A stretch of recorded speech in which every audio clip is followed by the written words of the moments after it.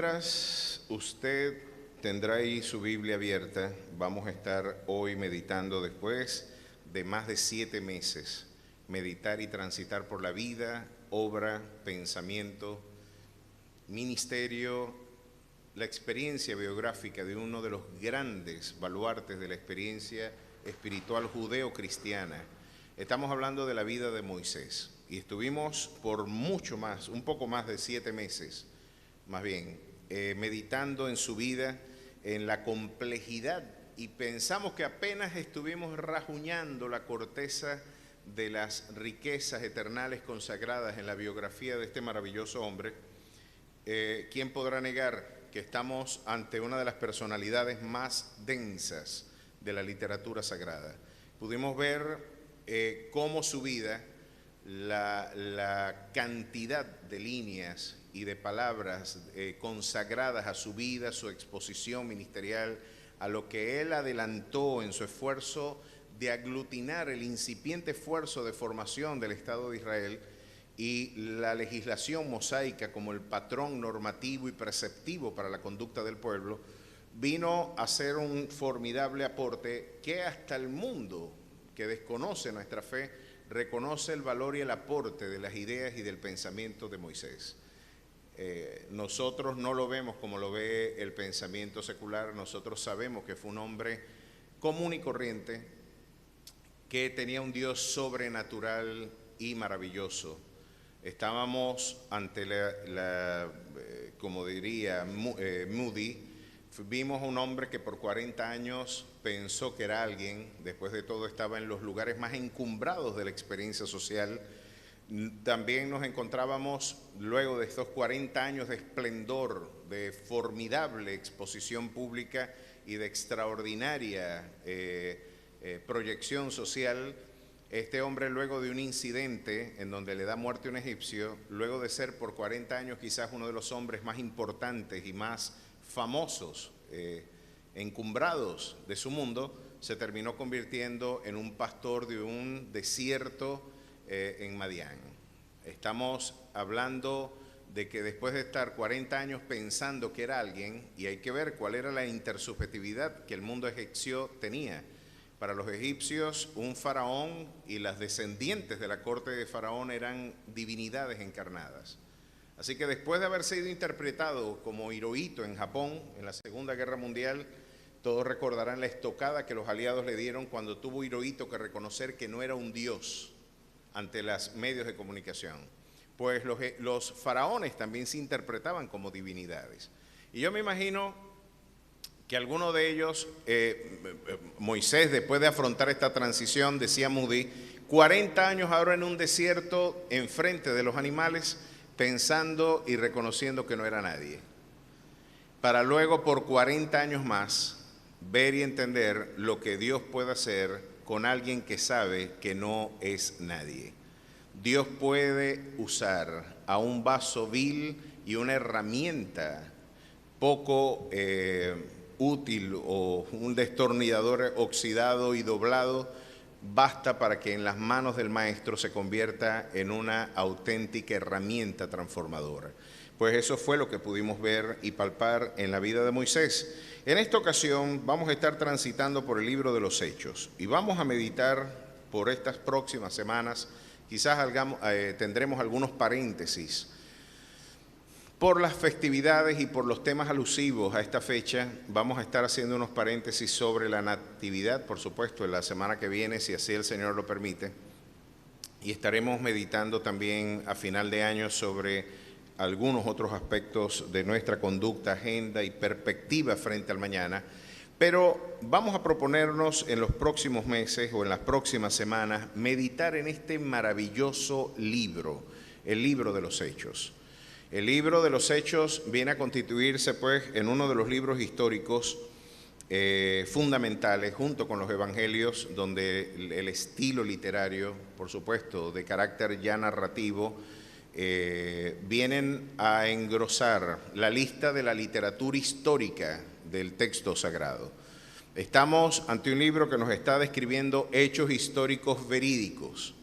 No estamos ante un documento que, siguiendo fábulas, o usted puede preguntarle a la iglesia que se encuentra en la calle Monzón del otro lado, de dónde podríamos nosotros justificar o explicar, por ejemplo, que Jesús estuvo en Utah con los indígenas y aborígenes de los Estados Unidos.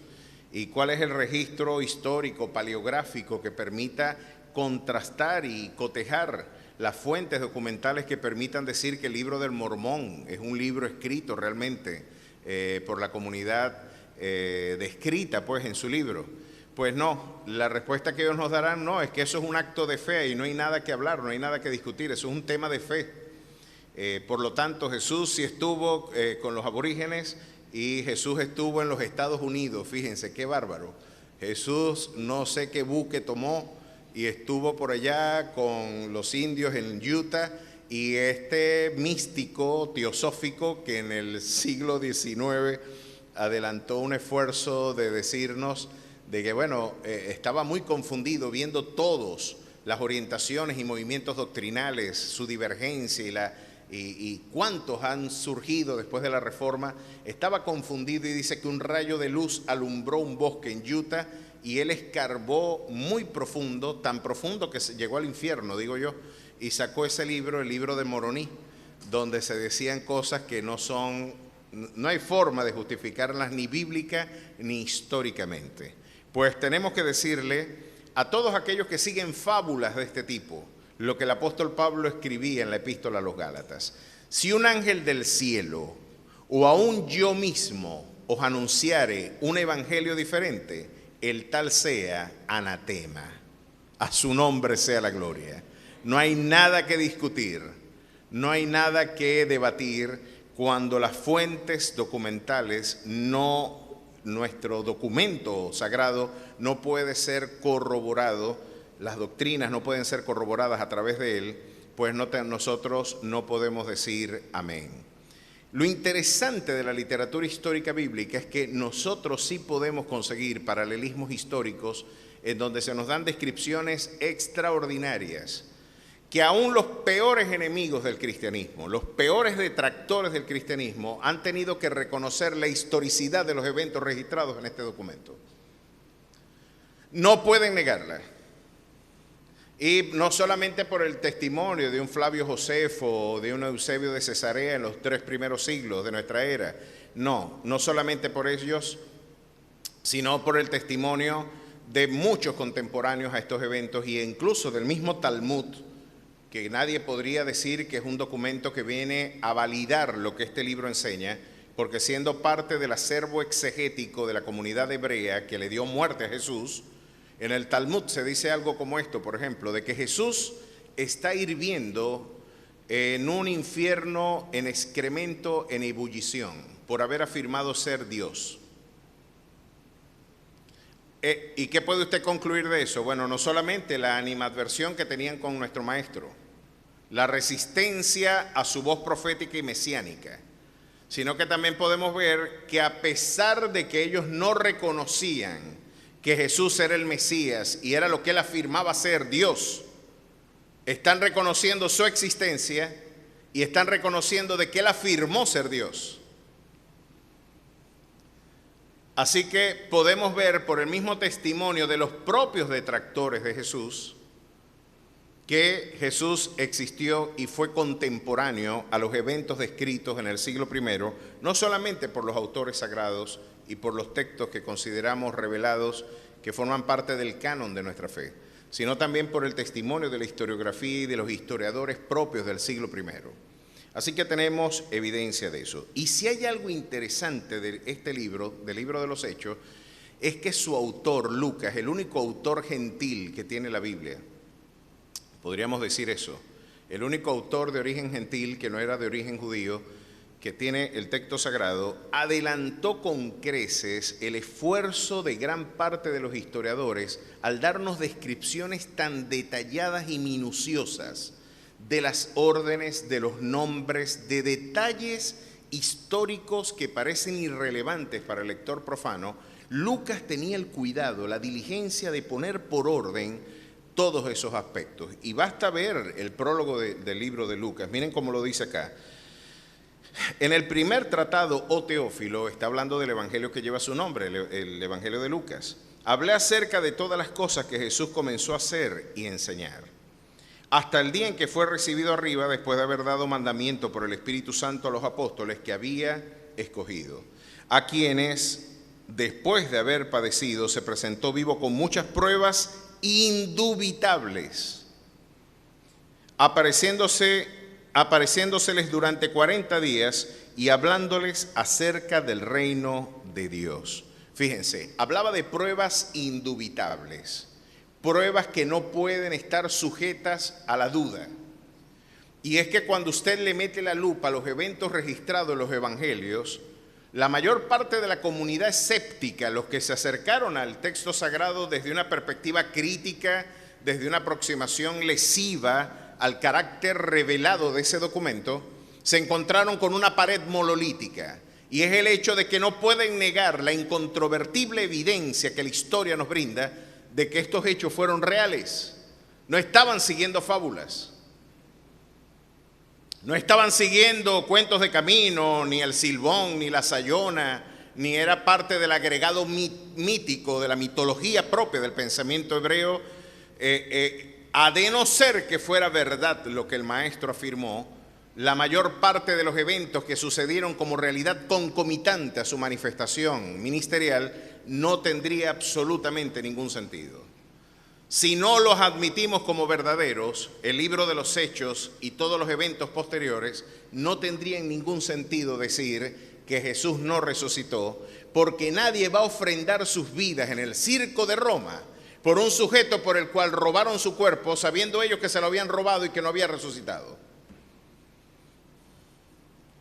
Como algunos alegan, no, fue que se robaron el cadáver de Jesús. Y dicen algunos de ellos, oye, para hacer una mentira funcionó muy bien. De ser cierto que es una mentira, funcionó muy bien como elemento persuasivo. Yo no daría mi vida por una mentira. Y estos hombres daban sus vidas con gusto, glorificando al Señor, exponiendo sus vidas al martirio, porque estaban absolutamente convencidos de que no estaban siguiendo mitos, leyendas y mitologías urbanas, tratando de interpretar cuál era la mesianidad del Jesús al que ellos proclamaban. Tenían absoluta e indubitable convicción de que Jesús era el Mesías. Este autor fue muy diligente, y vamos a ver qué tan diligente fue Lucas. Si usted me acompaña al capítulo 1 de Lucas, el Evangelio, miren cómo él mismo describe la organización de los eventos que vamos a estar estudiando. Puesto que ya muchos, capítulo 1, verso 1, han tratado de poner en orden la historia de las cosas que entre nosotros han sido ciertísimas,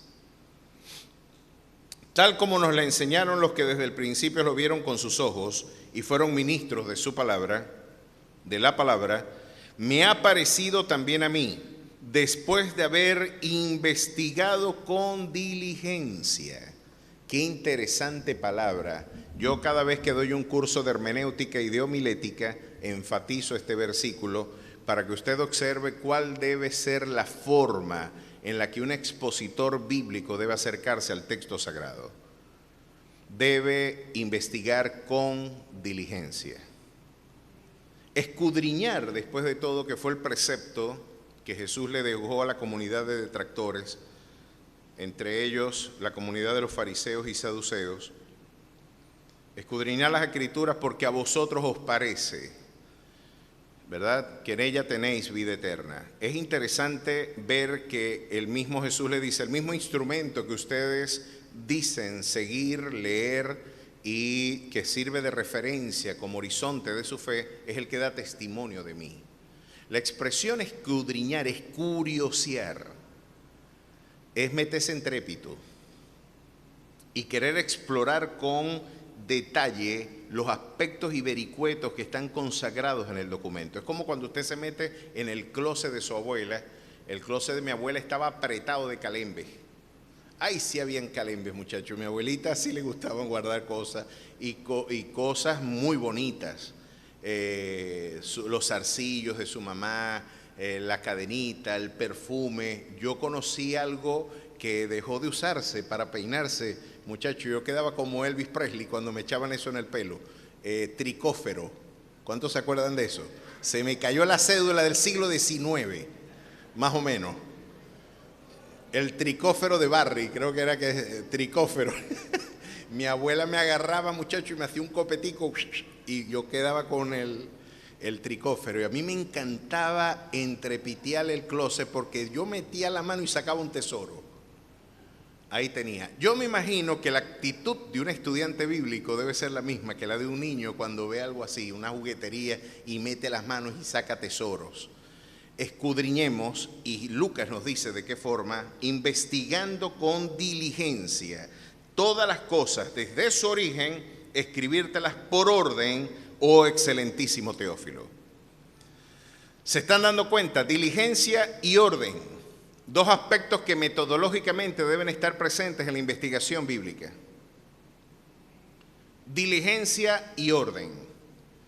Hay cosas difíciles de entender, mi querido hermano. Y alguien podría reprochar de que se hablan algunas cosas difíciles de entender. El apóstol Pedro dice que algunas de las cosas que decía Pablo, los contemporáneos no la entendían, pero él decía que los indoctos e incrédulos torcían para su propia perdición. No podemos quedarnos, si no entendemos algo, debemos investigarlo. Y me quiero detener aquí porque ustedes son padres en su mayoría, otros son estudiantes, otros adelantan esfuerzos académicos en maestrías, doctorados, licenciaturas. Y déjenme decirles algo. ¿Por qué la Biblia comporta un desafío en términos de interpretación, en términos hermenéuticos? ¿Por qué la Biblia es un desafío para el investigador? Bueno, tenemos alrededor de 18,000 palabras empleadas en la redacción de este documento. 18,000 palabras en 3 idiomas: hebreo, arameo y griego.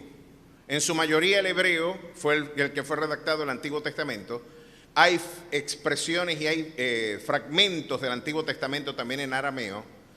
Y el griego koiné es la lengua que hegemonizó la redacción del Nuevo Testamento.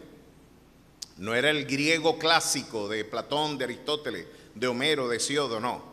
Estamos hablando del griego del vulgo. Sin embargo, la mayor parte de las expresiones técnicas que nosotros empleamos en la ciencia contemporánea tiene origen también helénico, griego. Cuando usted ve el vocabulario médico técnico es un vocabulario griego en su mayoría. Todo lo que termine en itis, en griego, es inflamación. Hepatitis, meningitis, prostatitis. Todos esos itis es inflamación en griego. Y puede ver que la mayor parte de la composición de ese vocabulario, bueno, había que conocer griego para conocer de alguna forma, digamos, el carácter de rigurosidad que ese idioma nos brinda en términos sobre todo de investigación científica. Bueno, un libro que fue escrito con más de 18,000 palabras, al que usted tiene que leer con un diccionario al lado. Y nuestros jóvenes, cuando se hace un estudio sociolingüístico de cuál es el acervo de palabras que dispone para el ejercicio de su comunicación, ¿sabe con cuántas palabras están hablando nuestros muchachos según los sociolingüistas? Las investigaciones de sociolingüística. 300 palabras. Estos se conocen en lingüística como minilingüismo. Minilingüismo. Y de esas 300, ¿cuántas son groserías en Maracaibo? Entonces la gente se queda con un teclado de reggaetón. ¿Usted ha visto el teclado que usan para componer reggaetón? Un teclado nada más de 8 teclas, nada más. 8, ¿no? Y ahí juegan nada más con eso y se olvidan de todo el acervo.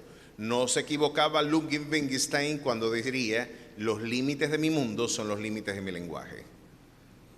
No puedo pensar más allá de lo que las palabras me lo permiten, porque la actividad racional es un fenómeno eminentemente lingüístico. ¿Por qué los muchachos que leen la Biblia son más inteligentes? No se equivocaba el salmista al decir que el entendimiento se abre por su ley. Se ensancha el entendimiento. Y claro que el universo del discurso, el universo de la experiencia intelectual, el acervo lingüístico, las competencias y códigos lingüísticos que tendrá un lector recurrente de las Sagradas Escrituras, le brindará competencias comunicativas, destrezas de interpretación distintas a las que dispone el joven promedio con 300 palabritas en su acervo. Pues cuando no entendemos algo, lo anotamos y lo investigamos diligentemente. Y el otro punto es poner por orden. Miren, esto es uno de los grandes desafíos de la exposición bíblica, la organización del pensamiento. Ver cómo desde Génesis hasta Apocalipsis, todo lo que aquí se dice tiene coherencia. Y todo apunta a una misma realidad que es Jesús. Todo gravita alrededor de él. La centralidad de Jesús. Poder ver a Jesús en los aspectos, hasta en las genealogías, hasta en los números aquí consagrados, hasta en lo mobiliario, hasta en los aspectos más irrelevantes para el lector inadvertido. Si usted pone diligencia y orden en el estudio de la palabra del Señor, usted advertirá de que Jesús está presente en cada fragmento, en cada aspecto de este libro. Así que el esfuerzo del diligente expositor bíblico será poner esta diligente labor de aproximarse tanto en su dimensión gramatical como histórica al documento y, por supuesto, organizar de manera sistemática el consejo divino para exponerlo al pueblo de Dios. Esa es la labor de cada cristiano, no solamente del predicador o en este caso del pastor. Pero ya vimos qué tipo de historiador era Lucas. ¿Quieren ver lo riguroso que era Lucas cuando hablaba de historia? Acompáñenme un momentito al capítulo 3 de Lucas y ya usted verá, ya vamos a empezar a predicar, no se preocupe, esta es la introducción. No se preocupe, vamos a tratar de terminar más rápido para que no se asuste usted el 24. Y menos el 31 que nos dé el año nuevo aquí. Miren esto. Capítulo 3, verso 1 de Lucas dice así. En el año 15 del imperio de Tiberio César, nos dio una descripción ya detallada del tiempo de la periodicidad. En el 15 del imperio de Tiberio César, siendo gobernador de Judea Poncio Pilato, y Herodes tetrarca de Galilea, y su hermano Felipe tetrarca de Iturea, y de la provincia de Tracónite y Lisanias, tetrarca de Abilinia, y siendo sumos sacerdotes Anás y Caifás, vino palabra de Dios a Juan, hijo de Zacarías, en el desierto. Están viendo todas las referencias y los códigos que nos está enviando el autor para ubicarnos en el contexto temporoespacial de la narrativa. No estamos siguiendo fábulas. Mira, en el año 15 del pedófilo y sodomita que estaba gobernando el mundo, que ya todos sabían el grupo de pececillos que él tenía, así era como les decía a los niños, a los que él sodomizaba en los baños, ¿verdad?, de la casa imperial. Buscaba niños después de haberse agotado ya el interés por las mujeres y después por los hombres también. La sodomía siempre deriva en pedofilia. Y por eso es imposible deslastrar el movimiento LGBTI de las implicaciones pedófilas que nosotros podemos advertir, no solamente en el movimiento y en las tesis del feminismo postestructuralista de Judith Butler o de Munith Wittig, sino que históricamente podemos demostrar cómo estos sodomitas derivaron en un ejercicio de pedofilia. Este pedófilo y sodomita regentaba el mundo imperial en aquel entonces. Y había un maquiavélico personaje como gobernador que era Poncio Pilato. Miren la cadena de peluches que nos están exponiendo aquí, porque esto era tremendo. Estos no eran peluchitos de una juguetería. Este era el tipo que logró poner orden en la provincia más convulsionada del siglo I, que era Palestina, introduciendo encubiertamente dentro de los movimientos de sedición personas que apuñaleaban a la gente y generaban confusión y fragmentaban las revueltas. Era un tipo que hacía lo que tenía que hacer por preservar el poder. Un auténtico ejemplo de lo que Maquiavelo ilustra en El Príncipe y en los discursos a Tito Livio. Muy bien, teníamos de gobernador a Pilato. Y Herodes Tetrarca, el hijo del homicida, infanticida, que le dio muerte a todos los niños en Belén, el hijo de ese sinvergüenza, ahora era alcalde. Y como el padre dejó un poder siendo un usurpador del trono, porque era de origen idumeo, no era propio de no formaba parte de la genealogía de David, era un rey idumeo de Edom que estaba de alguna manera socavando la institucionalidad histórica de Israel, haciéndose pasar por monarca de Israel sin tener herencia davídica. Así que estamos ante un sujeto que estaba generando una crisis por supuesto, el pueblo estaba indignado de que un gentil estuviese ocupando los espacios propios del poder que debían corresponder a un descendiente de David. Por eso cuando llegan los Reyes Magos y le dicen que vinieron a visitar al Mesías que había nacido, se estremeció el poder de ese hombre, del padre de este alcalde. Lo llaman tetrarca porque partieron en 4 el territorio y le dieron una cuarta parte a cada uno. Una tetrarquía, lo dividieron en 4 pedazos y le dividieron entre sus hijos y los que correspondían en el poder. Bueno, aquí les vamos a dejar 4 pedazos de la herencia de ese sujeto. Pero miren la inestabilidad, por eso fue muy buen decorador. Los tiranos son buenos decoradores. Y decoró muy bien el templo de Jerusalén para ver si se ganaba el favor de la gente, ya que no le correspondía, estaba usurpando un espacio de poder que realmente le correspondía solamente a el Mesías y en este caso, por supuesto, algún heredero, ¿verdad?, consanguíneo de la dinastía de David. Bueno, y no menos diligente fue Lucas en decirnos quiénes eran los que estaban al frente del templo, Anás y Caifás. 2 sinvergüenzas que utilizaron el templo como un instrumento de lucro, violentando el derecho de la gente. Y de hecho muchos dicen que Jesús sentenció su pena de muerte cuando volteó las mesas de los cambistas y con un azote sacó a la gente del templo diciendo: mi casa será casa de oración, ustedes la han convertido en una cueva de ladrones.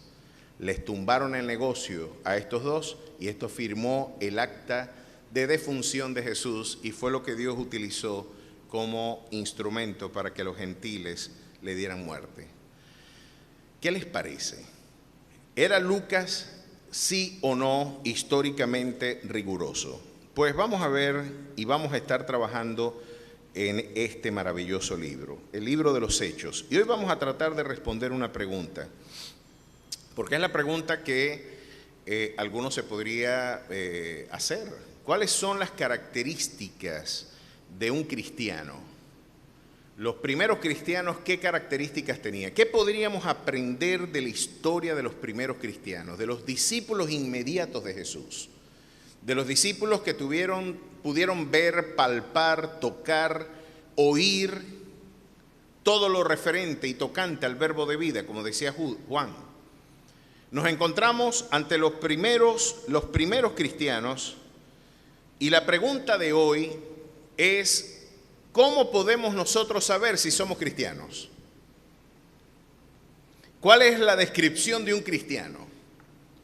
¿Qué se supone debería tener un cristiano para ser cristiano? Dijo una vez Mahatma Gandhi: mi problema no es con Cristo, mi problema es con los cristianos.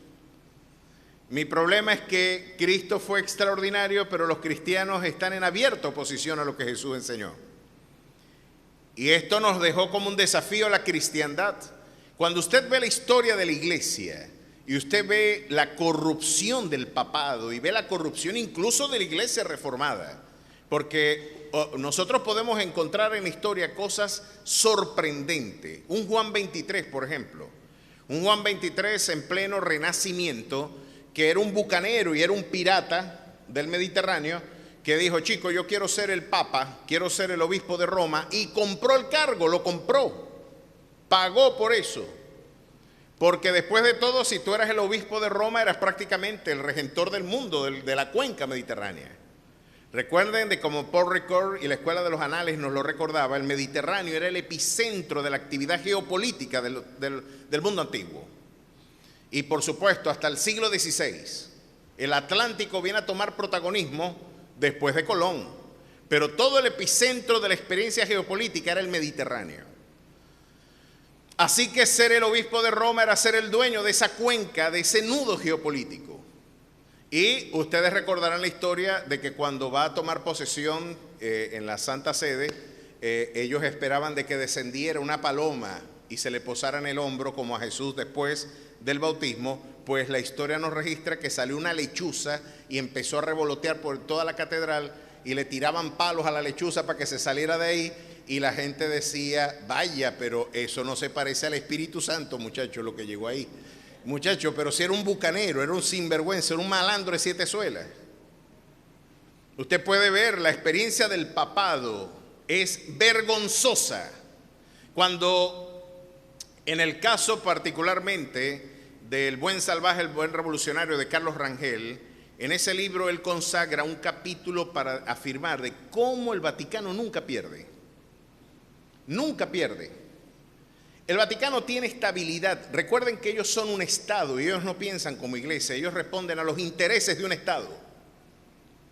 Y si tú quieres ganar, es como una vez yo me entrevisté con un señor en mi juventud, tendría yo como unos 14 años, 15 años, cuando el debate entre adecos y copellanos estaba acalorado, ¿no? Y ustedes veían, ¿y usted es copellano o es adeco? Me acuerdo que creo que estaba en la candidatura el Tigre, era el que estaba de candidato por Copey, y yo me acuerdo que estaba en ese acalorado debate, ¿qué? ¿Usted es de Copey o de AD? Y ese tipo me miró con mirada de sagacidad maquiavélica y me dijo, yo soy del que está en el poder. Él era el tipo que José lo describía, ponía la foto de Carlos Andrés Pérez por un lado y por la otra de Caldera. Y cuando llegaba aquí está la foto de Caldera y aquí está la foto de Carlos Andrés. Según Maquiavelo, esa es la forma de actuar. Y Carlos Rangel advierte en El buen salvaje, en El buen revolucionario, el Vaticano tenía iglesias que apoyaban el gobierno, al rey, y habían iglesias que apoyaban la revolución. Y el confesionario era el aparato de inteligencia que se empleaba. La confesión servía para decir lo que iba a pasar en cualquiera de los dos sectores y tomar las mejores decisiones políticas que dieran legitimidad al poder en aquel entonces. Carlos Rangel concluye, me cuesta mucho trabajo creer en el cristianismo después de ver los excesos que han cometido aquellos que afirman seguirle. La historia de la iglesia, hermano, pareciera haber sido protagonizada muchas veces por auténticos ateos. Pero la pregunta, y usted dirá, y eso significa que nuestra fe, no, tenemos también evidencias de que el Evangelio ha transformado naciones, ha transformado no solamente vida, ha transformado sociedades, y los aspectos redimibles y los aspectos, ya lo hemos dicho una y mil veces, que pueden ser objeto de alabanza y de celebración en nuestra cultura, tienen su origen en este libro. Desde la abolición de la esclavitud hasta el reconocimiento de la homologación de la dignidad femenina ante la condición masculina. El hombre y la mujer tienen el mismo estatus de dignidad. Eso hay que reconocerlo. Y lo dijo Pablo a los Gálatas en el siglo I. ¿Cuántos siglos, particularmente en Venezuela, faltaron 20 siglos para que luego del gobierno de Medina Angarita se le diera permiso a las mujeres de votar?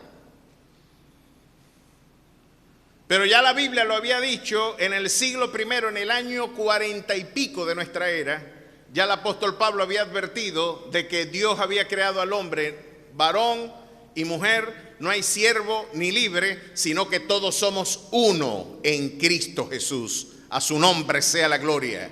Qué maravilloso es saber que la igualdad, la dignidad están preservadas en este libro. Y usted puede conocer la salud política de un pueblo y la salud ética de un pueblo en la medida en que se acerca o se distancia del precepto consagrado en este documento. Así que hay muy buenas preguntas que hacer. ¿Quiénes eran los cristianos? Porque si juzgamos al cristianismo desde los eventos y las evidencias históricas, Pío XII, una de las cosas que se preguntaba Hannah Arendt en uno de sus tantos libros, el del totalitarismo, por ejemplo, algo que resulta curioso, Hannah Arendt fue novia de Martin Heidegger, que fue también miembro del partido nazi, algo que uno no entiende, como una mujer que padeció los excesos del totalitarismo todavía podía tener algún vínculo afectivo o amoroso con un sujeto de eso. Ella se escudaba en el hecho, y la misma comunidad hebrea le criticó, oye, pero ¿cómo tú puedes excusar a Heidegger de esto cuando realmente nuestra pregunta era ¿dónde estaba el mundo cuando nos estaban asesinando? ¿Dónde está el mundo? ¿Dónde está el resto del mundo? Esta carnicería que hasta ni entre los animales se ve esta experiencia. ¿Dónde estaba el resto del mundo? Era la pregunta que la comunidad hebrea se hacía. Le reprocharon a Hannah Arendt, pero Hannah Arendt llegó a una conclusión.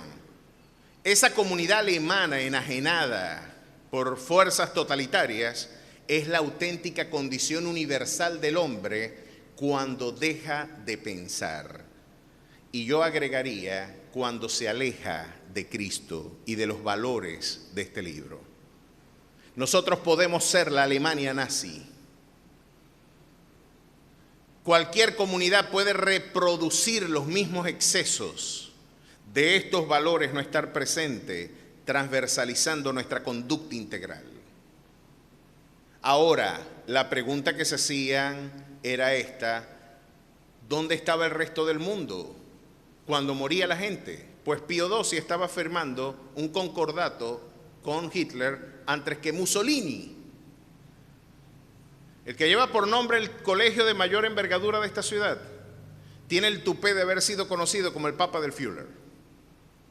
A mí me diera pena ponerle ese nombre a ese colegio.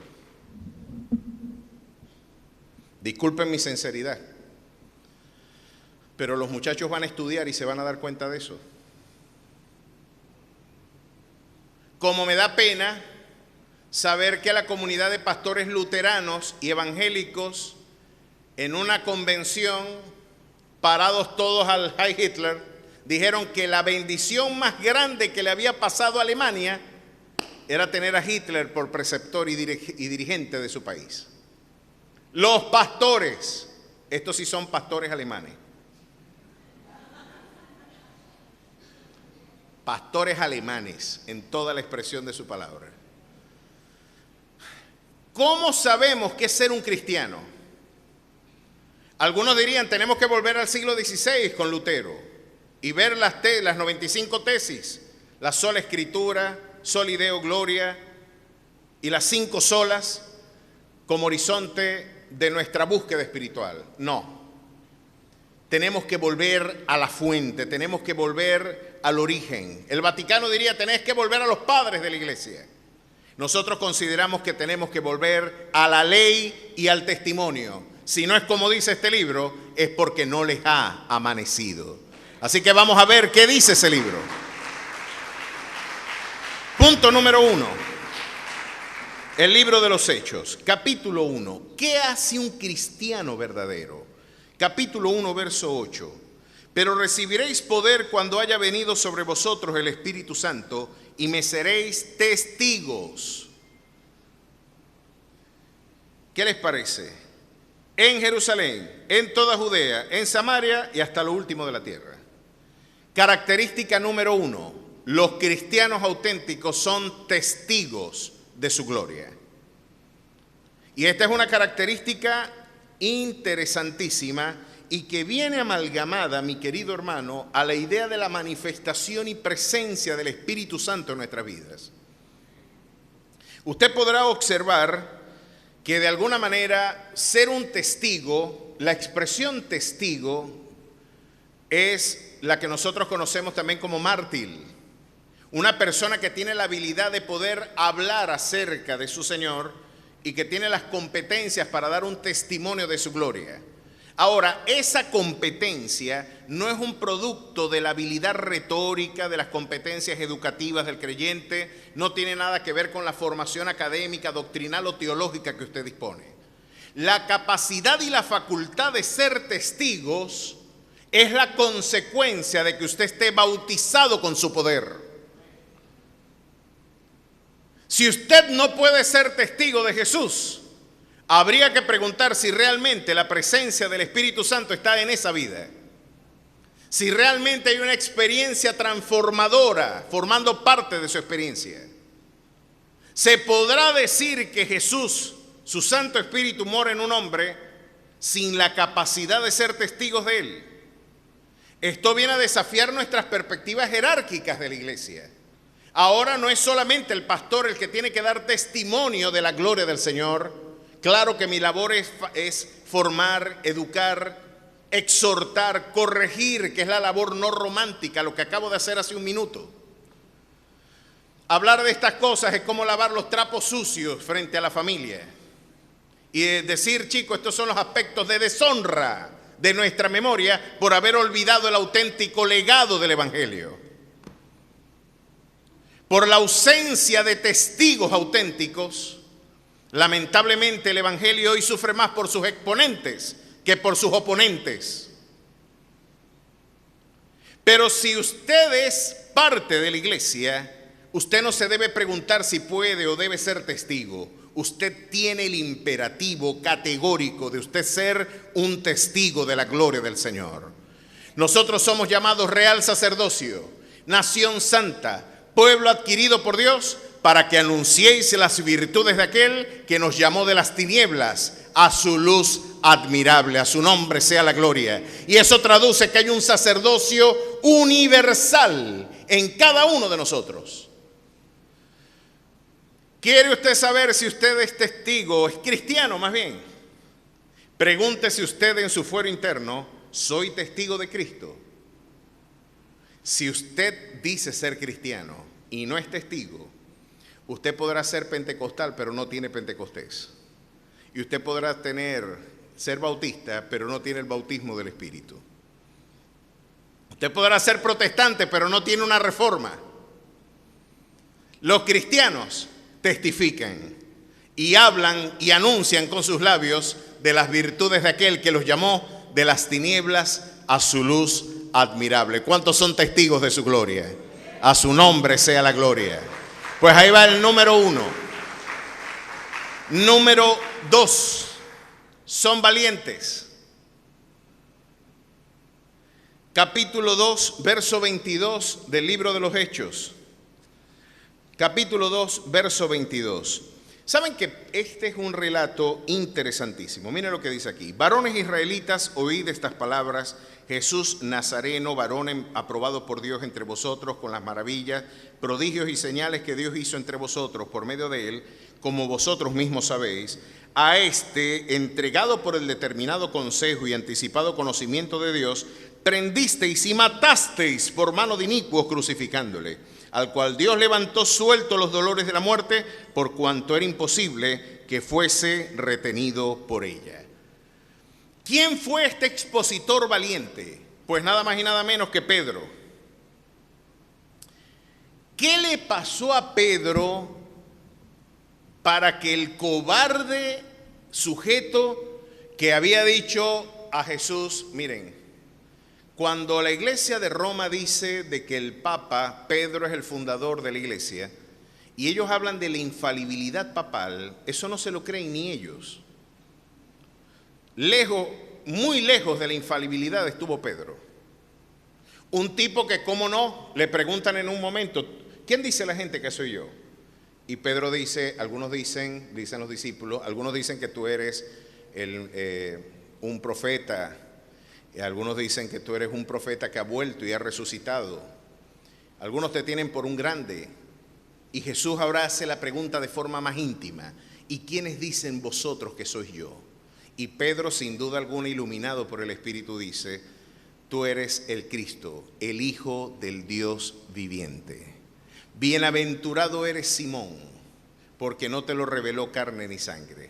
Y yo digo que sobre esta roca, sobre esta piedra, sobre esta afirmación, porque la afirmación fundacional del Evangelio es esta. Esta es la palabra de fe que predicamos, decía el apóstol Pablo, en Roma. En Roma se decía esto y fue la orden apostólica. Si tu boca confesare que Jesús es el Señor y si en tu corazón tú creyeres que Dios le levantó de entre los muertos, tú serás salvo. Esa confesión es el ancla fundacional de la iglesia del Señor.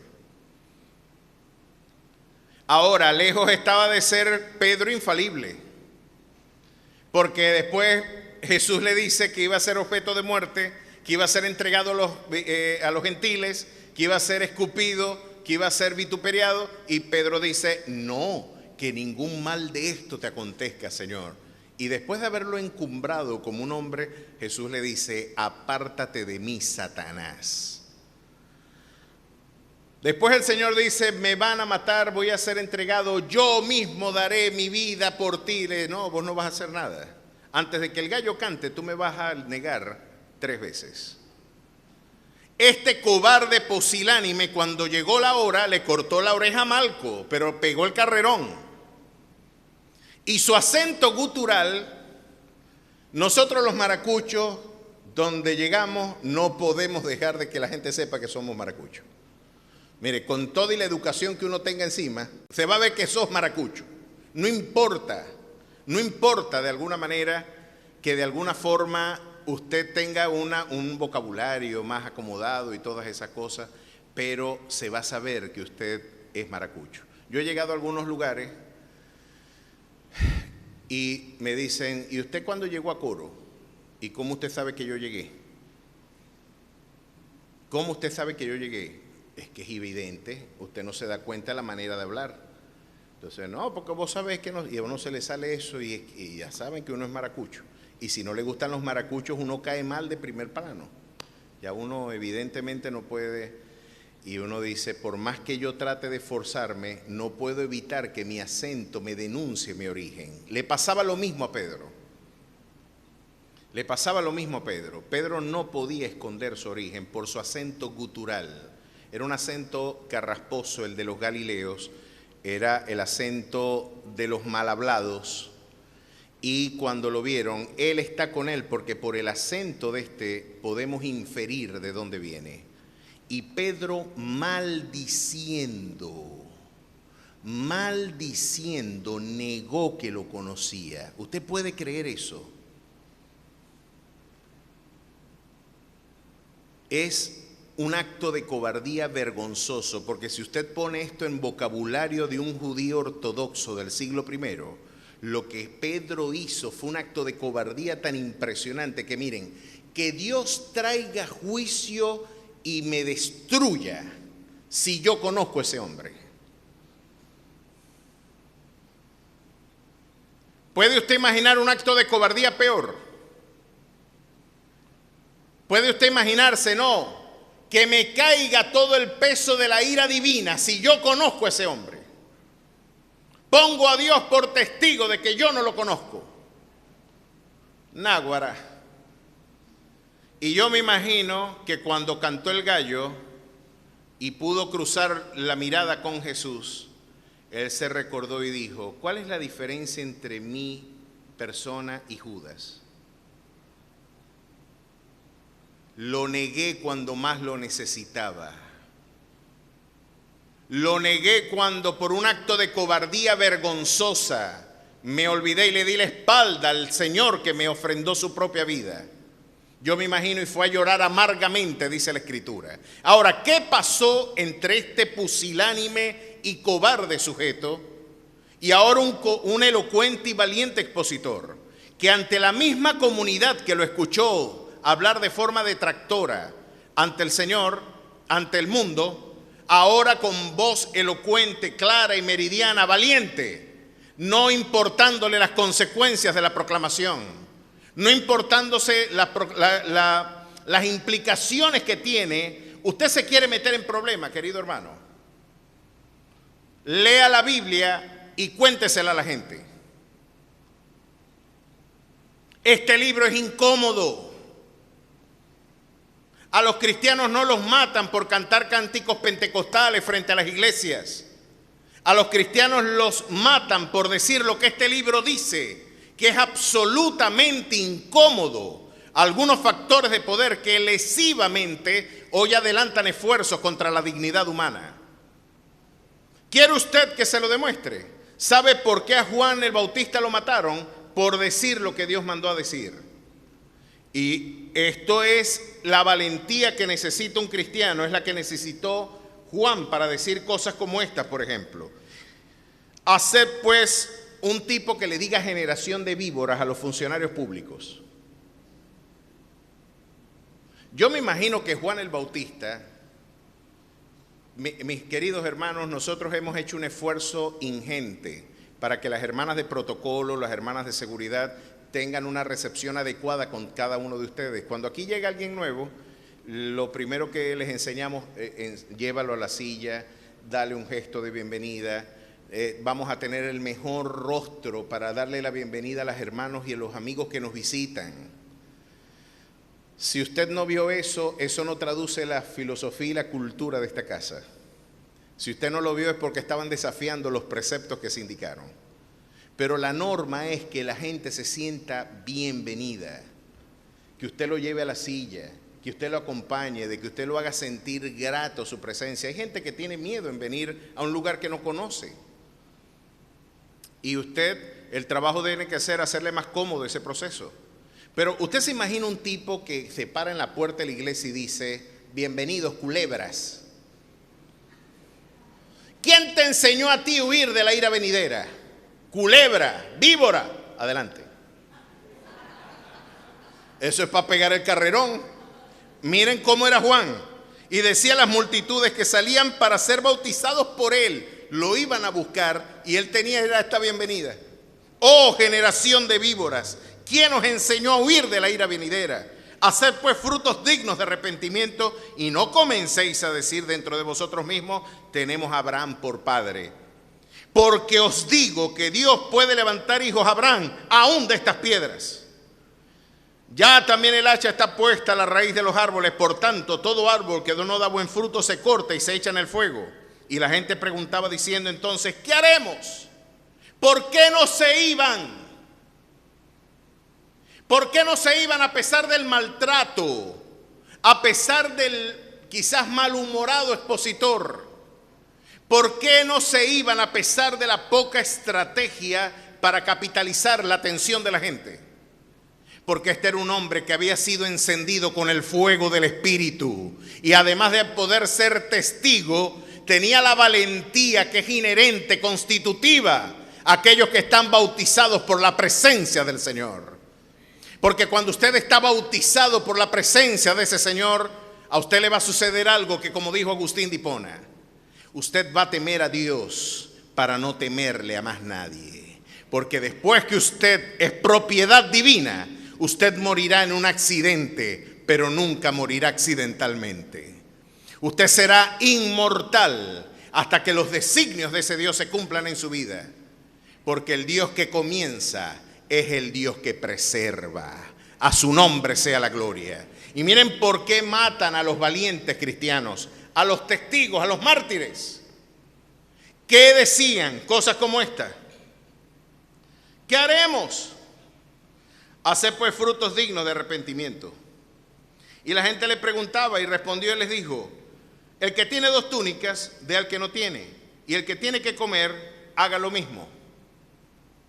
Tu egoísmo narcisista te está distanciando de la auténtica perspectiva de la mayordomía que Dios ha dado de los bienes. ¿Quieres agradar a Dios? Sé generoso. Esto no le gustó a alguna gente y la iglesia se empezó a vaciar. Miren lo que después les dijo. Vinieron también unos publicanos. Los publicanos eran los recaudadores de impuestos. Es el equivalente a un funcionario del CENIAT. Muy queridos por nosotros. Ayer vi en Farmatodo la carpeta de trabas burocráticas que el Estado le pone al emprendimiento privado. Habían 15 alcabalas, todas generando gastos para mantener la estructura burocrática del Estado. Como muy bien lo advertía la escuela austríaca, por eso es que matan a los cristianos, y yo estoy quizás adelantando mi día. Esas formas de impuestos son una forma de robo legalizadas por el Estado. Y pare de contar ni hablar del Banco Central ni de los temas que Milei ha hablado en Argentina. Pero es interesante ver que estos publicanos eran un problema espiritual para la incipiente iglesia, como lo son hoy. Un amigo mío quiso montar un negocito en la Plaza Linares de su hijo de venta de celulares. Solamente en términos de impuestos le pusieron $800 para arrancar y dijo, me quebraron el negocio, no puedo venderlos ya. ¿Por qué no alentar la iniciativa, vale, del emprendedor? ¿Por qué perseguirle y meterle la mano en nombre del aparato represivo del Estado para socavar la dignidad financiera y la dignidad familiar de un individuo? Pues estos eran los publicanos, de los que Mateo, el principal, el que escribió el Evangelio de Mateo, era un publicano que tuvo un encuentro con el Señor y reformó su perspectiva de vida, al igual que Zaqueo, que era otro recaudador de impuestos. Miren lo que hacían esos recaudadores de impuestos. ¿Cuánto le debes tú al Estado? $20, yo te los presto. Ahora tú me debes 40. Y la gente terminaba esclavizada pagándole intereses a los publicanos que financiaban las deudas, y con intereses onerosos se mantenía esclavizada toda una estructura. Eran funcionarios del Estado, judíos prorromanos. ¿Qué les dijo? Vinieron también unos publicanos, ahora usted puede entender las palabras de Juan, para ser bautizado, y le dijeron, maestro, ¿qué haremos? Y les dijo, no exijáis más de lo que os está ordenado. Ay, mi madre, no les exijas más de lo que está ordenado. ¿Cuánto hay para eso?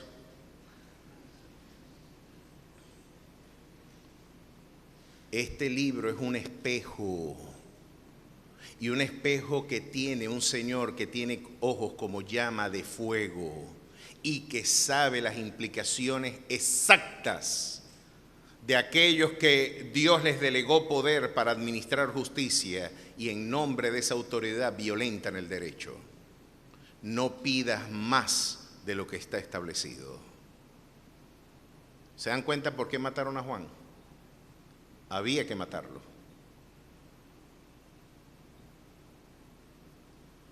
Y también le preguntaron unos soldados. Ay, mi madre, soldados. ¿Y nosotros qué haremos? Y miren lo que les dijo Juan. No hagáis extorsión a nadie, ni calumniéis, y contentaos con vuestro salario. Ahora sí hay que matarlo. Dijo que nos contentáramos con el salario. Esto solamente lo puede predicar alguien que esté dirigido por el Espíritu Santo. Porque nadie en su juicio cabal va a decir estas cosas. Pero ¿sabe cuál es el problema con los predicadores? ¿Sabe cuál es el problema que tenemos los que predicamos el Evangelio? Que tenemos que decidir con quién meternos en problemas. Si yo guardo silencio, me voy a meter en problemas con Dios. Si hablo, me meto en problemas con las autoridades de este siglo, quizás. Pero yo prefiero tener problemas con el hombre y no tener problemas con Dios. Porque Dios ha puesto, después de Pentecostés, lo que hizo que un pusilánime y cobarde expositor, negando, maldiciendo que conocía al maestro, ahora se convierta en un elocuente expositor, fue el evento de Pentecostés. el que le dio la habilidad de poder testificar y decir con todas sus letras que es Cristo en vosotros, la esperanza de gloria, y que Él nos ha llamado como atalayas en este siglo. Y si no expones la palabra, la sangre será sobre ti. Yo cobraré la sangre de aquellos que por tu cobardía no expusiste lo que tenías que decir. Pues prefiero caer 1000 veces en las manos del hombre que caer en las manos de un Dios airado. Es angustiante tener que proclamar el Evangelio, porque cuando usted lo entiende, las letras de este Evangelio son ofensivas a los que están de espaldas a Él. Por eso es que este libro en Corea del Norte no es permitido. ¿Usted se imagina que esa comunidad pueda leer este libro y darse cuenta de que no son dioses sus gobernantes y que solamente se le debe adoración a Dios? Genera mucha rebeldía. Idea número 2, los cristianos son valientes. Idea número 3, la principal fuerza evangelizadora es la presencia del Espíritu Santo. Ya hemos visto algo. Si somos cobardes y tenemos temor de hablar, usted podrá ser pentecostal, pero no ha tenido un pentecostés. Si usted es cobarde y le da miedo compartir la palabra del Evangelio, usted podrá ser bautista, pero no tiene el bautismo del Espíritu. Y usted podrá ser protestante, pero no ha tenido una reforma. Los que quieren vivir piadosamente van a padecer persecución. Muchos escritos. ¿Cómo llenar una iglesia? El hermano Rick Warren escribió en el libro Una iglesia con propósito. Y en la iglesia con propósito había expuesto algunos puntos para que una iglesia se llenara. Él decía, según él, yo estoy raspado en varias cosas. Hay que tener aire acondicionado, aquí hacen falta por lo menos 20 toneladas más de aire acondicionado. Hay que tener un estacionamiento bien, haría falta tirarle el asfalto a aquello. Tienes que tener bien iluminado el espacio, tienes que tener un equipo de amplificación perfecto, tienes que tener sillas cómodas, porque si no la gente se va a aburrir y va a buscar el lugar más idóneo. Y un conjunto de listas que si uno como pastor se pone a ver, eso explica por qué una iglesia en Guatemala gastó $1 millón en sonido. $1 millón. Y uno puede ver recintos que hoy ostentan y rivalizan con la simonía y con las formas en las que en el Renacimiento, los padrinos del Renacimiento, los Medici, adelantaron un esfuerzo, ¿verdad?, de testimonio arquitectónico. ¿Por qué esto sucede? ¿Por qué nos hemos entretenido y creemos que la coreografía de nuestro culto es el que va a llenar un recinto? Mis queridos hermanos, podemos llenar auditorios, pero no estamos garantizando de que esa gente esté allí por causa del Señor. Hoy tenemos música que pone a brincar a los jóvenes, pero no los pone de rodillas. La fuerza evangelizadora más grande es esta. Hechos capítulo 2, verso 41. Así que los que recibieron su palabra fueron bautizados y se añadieron aquel día como 3,000 personas. 3,000 personas se agregaron un solo día. ¿Puede usted imaginarse otra forma de...? Y había sonido, había luz, había aire acondicionado, habían templos lujosos. Había estacionamiento para los burros y los camellos. Había todas las comodidades porque si no se nos va la gente. No, allí lo que había era la presencia misma del Espíritu Santo.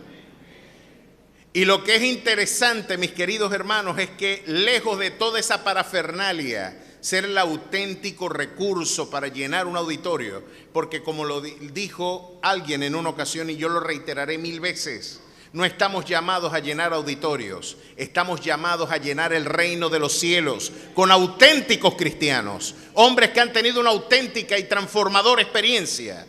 Así que la fuerza evangelizadora que nosotros conocemos, más poderosa, no es la coreografía de nuestro culto, no es la dimensión estética de nuestro culto, no es lo significativo, lo hermoso, lo estético de nuestro recinto. podemos estar cayendo en la trampa de la iglesia de la Odisea sin advertirlo, que se consideraba rica y Dios la veía sorda, ciega, desnuda. El Señor le está recordando a la iglesia: la principal fuerza evangelizadora es que habita en medio de vosotros el que convence de pecado, de juicio, y el que te puede guiar a toda verdad. Que esté presente y mantengan encendida esa llama. Que una comunidad diligente de clamor, de oración y ruego ante la presencia del Padre mantenga encendido el altar y mantengan encendidas sus lámparas, porque el que ha de venir vendrá y no tardará, amada iglesia. ¿Puede ver usted lo que traduce el auténtico cristianismo? Y me veo tentado a seguir en esto, pero ya se hizo tarde. La semana que viene, o el año que viene, vamos a ver, continuaremos meditando en estas verdades. Pero yo no quiero ser un pentecostal sin Pentecostés, ni quiero ser un bautista sin el bautismo del Espíritu, ni quiero ser un protestante que no ha tenido una reforma. Yo quiero ser alguien que sea encendido por el poder de este glorioso Espíritu. Yo quiero ser un testigo de su gloria. ¿Cuántos anhelan ser testigos? ¿Cuántos quieren ser atalayas? ¿Cuántos quieren ser valientes? Decía Spurgeon: no vamos a lograr muchas cosas en la iglesia hasta que no tengamos hombres dispuestos a morir por el fundador de la iglesia. La iglesia es sal de la tierra. Y si silenciamos nuestra voz profética, no nos van a dejar en el salero, nos van a arrojar para que la sal sea hollada. Y eso es exactamente lo que le pasó a la iglesia complaciente, a la iglesia que estuvo de espaldas a los grandes desafíos apologéticos, a la iglesia que silenció su voz, aquella que debe, al igual que Juan, incomodar a aquellos que violentan el derecho. No te dejaron en ese sitio. No creas que porque contemporizar con los factores de poder no vas a recibir un precio. Hoy la iglesia está a punto de ser una realidad delincuencial por el silencio y la omisión de los líderes y de los pastores. Necesitamos volver a la fuente. Necesitamos conocer qué es ser un cristiano. Necesitamos esa voz combativa. Necesitamos ser columnas y baluartes de la verdad. Necesitamos que el mundo desorientado encuentre un rumbo a través de la luz del Evangelio, de que nuestras lámparas estén encendidas en medio de la oscuridad, la gente pueda ver el resplandor de la gloria de nuestro Señor. No se trata de la coreografía de nuestro culto, no se trata de la dimensión estética de nuestro ejercicio litúrgico, se trata de que habite en medio nuestro el Rey de Gloria. ¿Cuántos anhelan esa presencia? ¿Cuántos la anhelan? Vamos a orar. Póngase de pie. Necesitamos hoy, como siempre, que el Señor nos examine y que hoy podamos decir, como el apóstol Pablo: examinaos a vosotros mismos si estáis en la fe. Hoy puedo preguntarte: ¿eres testigo de Jesús? Porque una de las características es que recibiremos poder cuando haya venido sobre vosotros el Espíritu Santo, y me seréis testigos. ¿Eres testigo o eres espectador? La segunda pregunta es: ¿eres valiente o tienes temor de hablar el Evangelio con todas sus letras? ¿Tienes temor a quedarte solo? ¿Tienes temor a perderlo todo? Pues el que quiera conservar su vida la va a perder, y el que la quiera perder la va a ganar. Los cobardes no heredarán el reino de los cielos. Esa es la lista, la comienza el libro de Apocalipsis. No con los adúlteros, no con los fornicarios, no con los ladrones, no con los brujos. La lista comienza con los cobardes. Si somos cobardes, seremos pentecostales, pero no hemos tenido un Pentecostés. Si somos cobardes, podemos ser bautistas, pero no hemos sido bautizados con el poder del Espíritu. Si somos cobardes, podemos ser protestantes, pero no hemos tenido una reforma. Y si queremos sustituir el gozo del Señor con entretenimiento, no hemos tenido una auténtica presencia transformadora en nuestras reuniones. Vamos a invocar que su gloriosa presencia nos cubra y que en este nuevo año 2024 podamos ser testigos valientes de su gloria. Que su gloriosa presencia pueda ser elocuente y evidente en medio nuestro, porque somos templo y morada de su Santo Espíritu. Dios y Padre Celestial, estamos y continuamos delante de tu maravillosa presencia. Hoy queremos pedirte perdón, Jesús. Queremos pedirte perdón si no hemos sido testigos tuyos, oh Dios. Si en medio de una generación perversa que demanda razón de nuestra esperanza, con indiferencia, con indolencia, no hemos brindado un testimonio elocuente de tu gloria en medio de nuestra ciudad o en medio de nuestra generación, en medio de nuestra familia. Perdona, oh Dios, si con jactancia y presunción hemos querido llenar nuestros labios diciendo que te seguimos y nuestra vida, oh Dios, va a contrapelo de tu precepto. Permítenos ser testigos. Revístenos con tu poder, llénanos con tu presencia.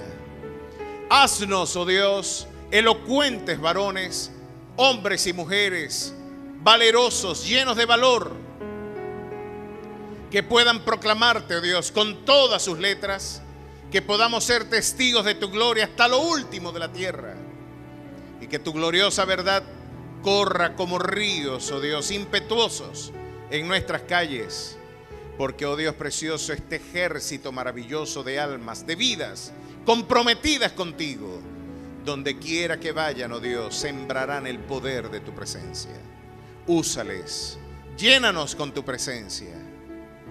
Transforma esta ciudad y por causa nuestra trae tiempos de refrigerio, de paz, de prosperidad a nuestra nación.